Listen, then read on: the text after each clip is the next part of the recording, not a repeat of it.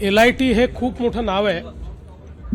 8 दशकांपेक्षा जास्त या ठिकाणी LITचं कार्य चाललेलं आहे। जगातले अनेक बेस्ट केमिकल इंजिनियर्स हे LITतनं पास आउट झाले, मात्र इन्फ्रास्ट्रक्चर डेफिसिटमुळे आणि वेगवेगळ्या कारणांमुळे थोडा दर्जा खाली जात होता आणि म्हणूनच आम्ही हा निर्णय केला की LITला स्वायत्तता दिली पाहिजे। त्यामुळे डीम टू बी युनिव्हर्सिटीमध्ये स्वायत्त विद्यापीठामध्ये LITला आपण त्या ठिकाणी परिवर्तित केलं।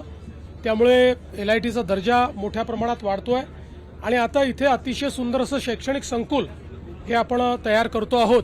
यामुळे एक आंतरराष्ट्रीय विद्यापीठासारखं LITचं एक कॅम्पस या ठिकाणी तयार होईल आणि निश्चितपणे पुढच्या काळामध्ये जसं मागच्या 8 दशकात best of the chemical engineers हे जगभरात LITने दिले, तसंच आपल्या देशाला आणि जगाला उत्तम इंजिनियर देण्याचं काम LITच्या माध्यमातून होईल।